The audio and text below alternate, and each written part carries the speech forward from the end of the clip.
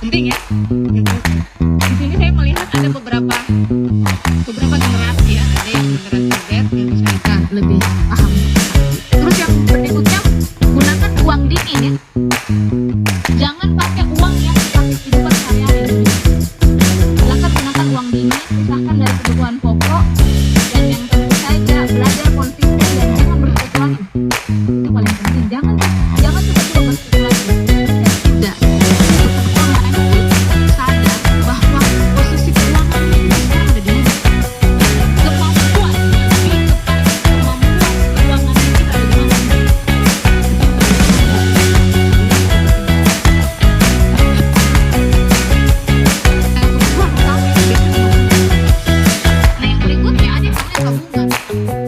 Tabungan ini bisa dialokasikan sekitar 20% ya dari penghasilan.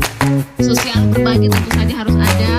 Nah, biar life balance itu harus ada hiburan teman-teman. Berjalan-jalan juga sedikit kasihan. Jangan cuma di kos terus, jangan cuma di rumah ya ibu-ibu. Itu akan dipengaruhi oleh sekitarnya teman-teman.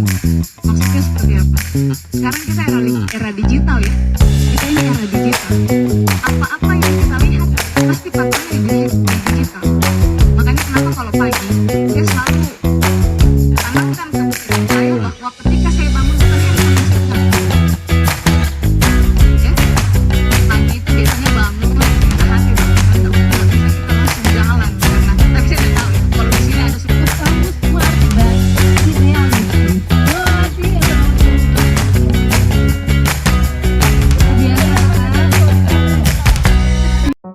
Assalamualaikum warahmatullahi wabarakatuh. Saya Muhammad Faril dengan NIM A501251026. Pada video ini, saya ingin menyampaikan kesimpulan dari seminar Smart Financial Journey yang saya ikuti pada tanggal 23 Mei 2026. Setelah mengikuti seminar ini, saya memahami bahwa literasi keuangan merupakan kemampuan yang sangat penting untuk dimiliki sejak usia muda. Sebelumnya, saya berpikir bahwa pengelolaan keuangan hanya penting bagi orang yang sudah bekerja. Tetapi ternyata, kebiasaan mengatur keuangan perlu dibangun sejak sekarang.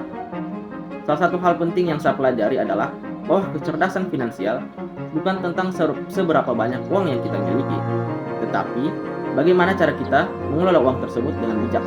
Dari seminar ini, saya belajar untuk lebih memahami perbedaan antara kebutuhan dan keinginan. Terkadang kita membeli sesuatu bukan karena kita membutuhkan, tapi karena mengikuti tren atau terpengaruh media sosial. Saya juga belajar pentingnya membuat perencanaan keuangan yang sederhana, seperti membagi uang untuk kebutuhan utama, tabungan, dan dana cadangan. Dengan cara tersebut, pengeluaran menjadi lebih terarah dan menghindari kita untuk menghabiskan uang secara berlebihan.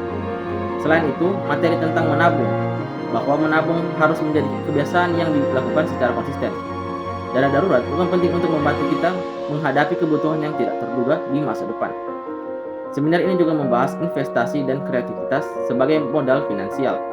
Dari materi tersebut, saya memahami bahwa investasi bukanlah cara untuk cepat menjadi kaya, melainkan proses yang penuh membutuhkan pengetahuan dan kesabaran. Saya juga menyadari bahwa keterampilan yang kita miliki seperti menulis, berbicara, mengajar, dapat menjadi bermanfaat apabila terus dikembangkan. Dari seluruh materi yang saya peroleh, saya menyimpulkan bahwa masa depan keuangan yang baik dimulai dari kebiasaan-kebiasaan kecil yang dilakukan secara konsisten. Mulai dari mencatat pengeluaran, mengendalikan keinginan, menabung secara rutin, hingga terus mengembangkan kemampuan diri. Seminar ini juga memberikan wawasan baru pada saya bahwa mengelola keuangan bukan hanya tentang uang, tetapi tentang kedisiplinan, tanggung jawab, dan kemampuan untuk merencanakan masa depan dengan lebih baik. Sekian dari saya. Terima kasih. Wassalamualaikum warahmatullahi wabarakatuh.